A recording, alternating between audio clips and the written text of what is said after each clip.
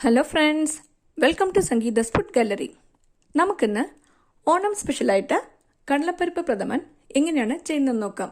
വളരെ ടേസ്റ്റി ആയിട്ടുള്ളൊരു പായസമാണ്. ഇത് ചെയ്യാനായിട്ട് 1/4 കിലോ കടലപ്പരിപ്പാണ് ഞാൻ എടുത്തിട്ടുള്ളത്. ഇത് നന്നായിട്ട് കഴുകിയ ശേഷം ഒരു കുക്കറിലേക്ക് ചേർത്ത് കൊടുത്തിട്ടുണ്ട്. ഇതിലേക്ക് ഇത് വേവുന്നതിന് ആവശ്യമായിട്ടുള്ള വെള്ളം ചേർത്ത് കൊടുക്കാം.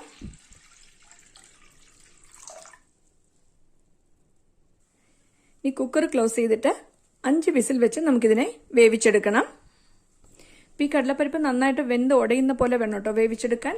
നിങ്ങളുടെ കയ്യിലുള്ള കടലപ്പരിപ്പിന്റെ വേവിനനുസരിച്ച് വിസിലിന്റെ എണ്ണം കൂട്ടിയോ കുറച്ചോ കൊടുക്കാവുന്നതാണ്. കടലപ്പരിപ്പ് വേവട്ടെ. അതിന് മുമ്പ് നമുക്ക് ശർക്കര ഉരുക്കിയെടുക്കാം. ഇതിനായിട്ട് ഒരു പാത്രത്തിലേക്ക് കുറച്ച് വെള്ളം ചേർത്ത് കൊടുക്കുന്നുണ്ട്. ഇപ്പം അരക്കപ്പിലും കുറച്ച് കുറവാണ് കേട്ടോ വെള്ളം ചേർത്ത് കൊടുത്തിരിക്കുന്നത്. ഈ വെള്ളം ചെറുതായിട്ടൊന്ന് ചൂടായി തുടങ്ങിയിട്ടുണ്ട്. ഇപ്പം ഞാൻ 1/2 കിലോ ശർക്കരയാണ് എടുത്തിരിക്കുന്നത്. ഇതിനെ ഉടച്ചെടുത്ത് വെച്ചിട്ടുണ്ട്. ഇത് എളുപ്പമൊന്ന് ഉരുകി കിട്ടാൻ വേണ്ടിയിട്ടാണ് ഇതുപോലെ ഉടച്ചെടുത്ത് വെക്കുന്നത്.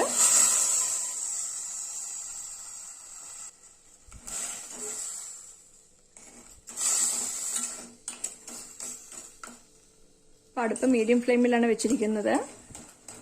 ശർക്കരയൊക്കെ ഒന്ന് ഉരുകി തുടങ്ങിയിട്ടുണ്ട്.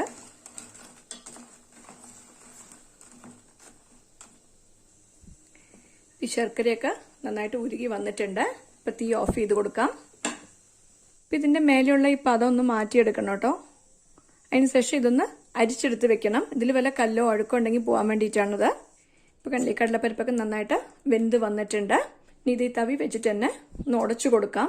ഇത് ഒരുപാട് നൈസായിട്ട് ഉടച്ചു കൊടുക്കേണ്ട ആവശ്യമില്ല കേട്ടോ. ചെറിയ ചെറിയ പീസസ് ഉള്ള പോലെ ഉടച്ചു കൊടുത്താൽ മതി. ഈ കടലപ്പരിപ്പൊക്കെ നന്നായിട്ടൊന്ന് ഉടച്ചു കൊടുത്തിട്ടുണ്ട്. ഇത് ഒരുപാട് പേസ്റ്റ് പോലെ ഉടച്ചെടുക്കേണ്ട ആവശ്യമില്ല കേട്ടോ.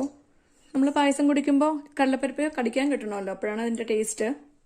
ഇത് ഉടച്ചെടുത്തിട്ടുണ്ട്. ഞാനിപ്പോൾ ഉരുളിയിലാണ് കേട്ടോ പായസം ചെയ്യാൻ പോകുന്നത്.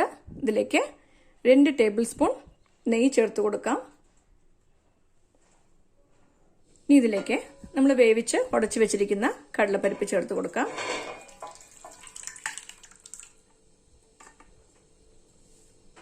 ഇത് 2 മിനിറ്റ് ഒന്ന് വഴറ്റി കൊടുക്കാം.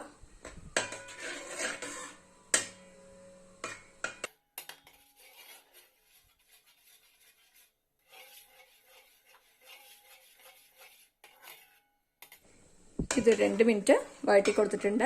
ഇനി ഇതിലേക്ക് നമ്മൾ ഉരുക്കി അരിച്ചു വെച്ചിരിക്കുന്ന ശർക്കര ചേർത്ത് കൊടുക്കാം.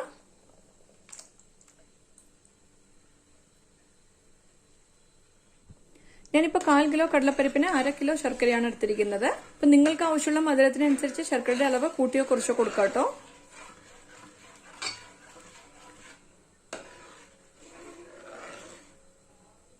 നിങ്ങൾക്ക് കുറവ് മധുരം മതിയെങ്കിൽ ഒരു 400 ഗ്രാം ചേർത്ത് കൊടുത്താൽ മതി കേട്ടോ. അല്ല, ഇനിയും കുറച്ചുകൂടെ മധുരം വേണമെങ്കിൽ ഒരു 600 ഗ്രാം വരെ ചേർത്ത് കൊടുക്കാം.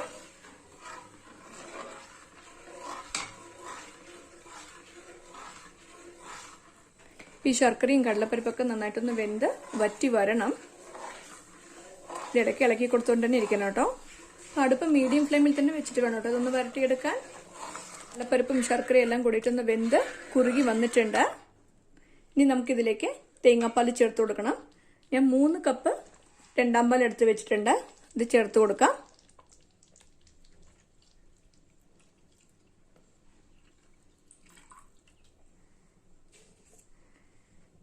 ഇനി ഇതൊന്ന് മിക്സ് ചെയ്ത് കൊടുക്കാം.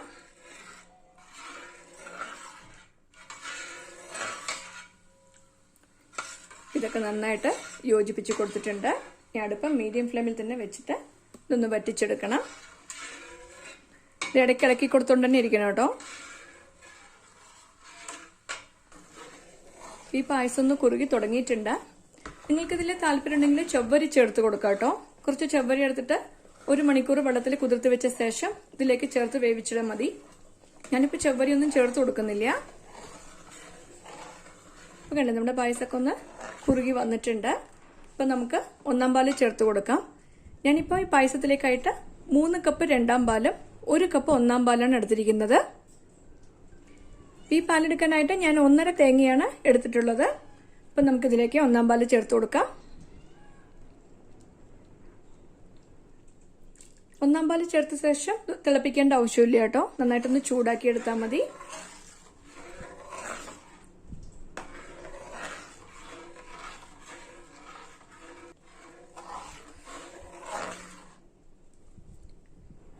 ഇനി ഇതിലേക്ക് 1/2 ടീസ്പൂൺ ഏലക്കാപ്പൊടി ചേർത്ത് കൊടുക്കുന്നുണ്ട്. ഇതൊന്ന് യോജിപ്പിച്ചു കൊടുക്കാം.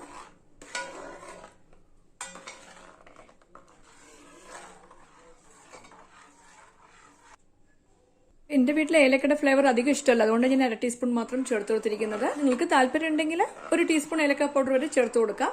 ഇപ്പം ഞാൻ ഈ പായസത്തിലേക്ക് ഏലക്കാപ്പൊടി മാത്രമേ ചേർത്ത് കൊടുക്കുന്നുള്ളൂ. നിങ്ങൾക്ക് താല്പര്യം ഉണ്ടെങ്കിൽ ജീരകത്തിന്റെ പൊടിയും ചുക്കുപൊടിയൊക്കെ ഇതിലേക്ക് ചേർത്ത് കൊടുക്കാവുന്നതാണ്. ഈ പായസം ഒന്ന് നന്നായിട്ട് ചൂടായി വന്നിട്ടുണ്ട്. അപ്പം തീ ഓഫ് ചെയ്ത് കൊടുക്കാം. അപ്പം നമ്മുടെ പരിപ്പ് പ്രഥമൻ റെഡി ആയിട്ടുണ്ട്. ഇനി നമുക്കിതിലേക്ക് അണ്ടിപ്പരിപ്പ്, മുന്തിരിയും തേങ്ങാക്കൊത്തൊന്ന് വറുത്ത് ചേർക്കണം. ഒരു പാൻ ചൂടാക്കാൻ വെച്ചിട്ടുണ്ട്. ഇതിലേക്ക് 2 ടേബിൾ സ്പൂൺ നെയ്യ് ചേർത്ത് കൊടുക്കാം. ഈ നെയ്യ് ചൂടായിട്ടുണ്ട്. ഇതിലേക്ക് 3 ടേബിൾ സ്പൂൺ തേങ്ങ പൊടിയായി അരിഞ്ഞതെടുത്തിട്ടുണ്ട്. ഇത് ചേർത്ത് കൊടുക്കാം.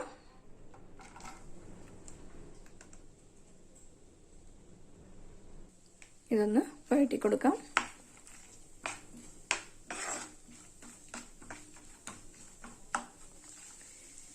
ഈ തേങ്ങ ഒരു ഗോൾഡൻ കളർ വരുന്നത് വരെ ഇതൊന്ന് വഴറ്റി കൊടുക്കണം. ഈ തേങ്ങയൊക്കെ ഒരു ഗോൾഡൻ കളർ വരാൻ തുടങ്ങിയിട്ടുണ്ട്. ഇതൊരു സൈഡിലേക്ക് മാറ്റി വെക്കാം.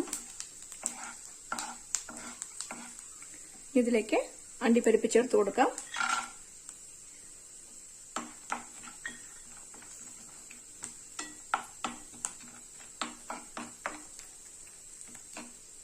ഈ അണ്ടിപ്പരിപ്പ് ഒരു ഗോൾഡൻ കളർ വന്ന് തുടങ്ങിയിട്ടുണ്ട്. ഇനി ഇതിലേക്ക് മുന്തിരി ചേർത്ത് കൊടുക്കാം. ഇതും കൂടെ ഒന്ന് വഴറ്റി കൊടുക്കാം.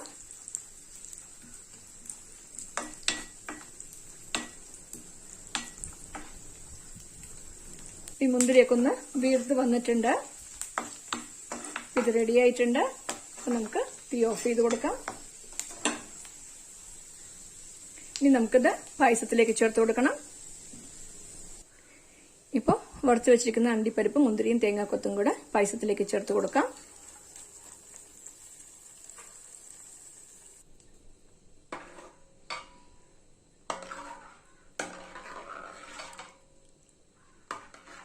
ഇപ്പൊ ഞാൻ ഈ കൺസിസ്റ്റൻസിയിലാണ് പായസം റെഡിയാക്കിയിരിക്കുന്നത്. ഇത് ആറുമ്പോൾ ഇനിയും കുറച്ചുകൂടെ തിക്കാവും.